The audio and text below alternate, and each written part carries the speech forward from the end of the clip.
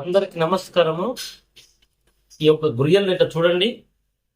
గురియలపై అవగాహన లేని వారు దీన్ని చూస్తే కనుక మంచి అవగాహన అనేది వస్తుంది.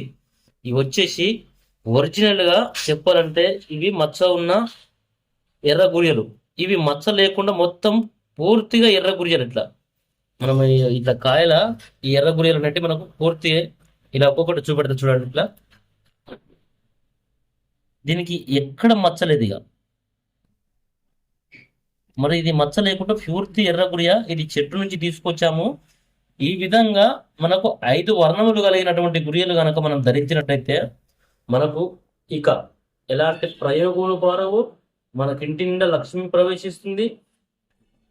గ్రహ బాధలు ఉన్నాయి. దేనితో ఏ మంత్రకాడు మనల్ని ఏమి చేయలేడు. ఈ యొక్క ఎర్ర గురియలు, పచ్చ గురియలు, నల్ల గురియలు, తెల్ల గురియలు, ఇట్లా 5 రకాల గురియలు, కంది గురియలు.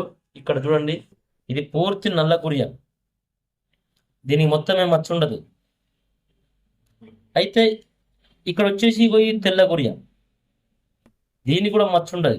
అయితే ఇందులో మచ్చ ఉన్నటువంటి ఇక్కడ ఇగో ఈ తెల్ల గురియలలో ఇది వచ్చేసి ఇగో మచ్చ ఉన్న గురి. ఇది అంటే ఇది మనం గతంలో కూడా ఒక వీడియో తీసాము దిష్టి కోసం. ఇవి గనక మనము కొన్ని గురిజలు 11 కానీ 21 కానీ 108 కానీ గురిగింజలను మన దగ్గర ఉంచుకున్న దిష్టి అనేది మనకు తగలదు. ఇదే విధంగా దీన్ని మాల గనక మనము ఒక తయారు చేసుకొని మెడలో గనక ధరించినట్టయితే అలాంటి వారికి మొత్తమే దిష్టి తగలదు. ఈ దిష్టి కోసము దీన్ని దిష్టి గురి అంటారు, కన్ను గురి అంటారు. ఇక నిజానికి ఇంకోటి, ఇది కంది గురిజ. 5 గురియలలో ఇది ఒక గురిజ. ఇది కూడా మనము 5 గురియలతోటి కలుపుకొని మనం ఒక తావిత్తు, అంటే అది బంగారు తావిత్తు కానీ, వెండి తావిత్తు కానీ, రావి తావిజు కానీ, ఇందులో గనక మనం పెట్టుకొని దీన్ని ఈ జబ్బకు కానీ, దండకు కానీ, ఈ మెడలో కానీ ధరించినట్టయితే మనకు అన్ని శుభాలు జరుగుతాయి.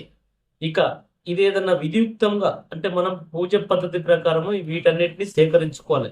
లేదంటే సేకరించుకున్నాక గణపతి శ్లోకము, త్రయంబకము, మనకి ఇంకొకటి శ్లోకము కుబేర శ్లోకము, ఈ మూడింటిని చదువుకొని వీటిని గనక మనం ధరించుకున్నట్టయితే మనకు ఇంటి లోపల అంత శుభమే జరుగుతుంది. లక్ష్మీ ప్రాప్తి లేని వారికి ఆ రోజు నుంచి లక్ష్మీ ప్రాప్తి జరుగుతుంది. ఈ విధంగా మీరు గురియలనేసి సేకరించుకొని మీరు ఉపయోగించుకున్నట్టయితే మీకు ఖచ్చితంగా ఈ యొక్క ఇలాంటి దోషాలన్నింటి పోయి మీ ఇంటి లోపల అష్టలక్ష్మిని ప్రవేశిస్తాయి. ఈ విధంగా మీరు సేకరించుకోండి. ఇవి మాత్రము నేను అవగాహన కోసము తీస్తున్నాను ఈ వీడియో. అందరికీ ధన్యవాదములు, నమస్కారం.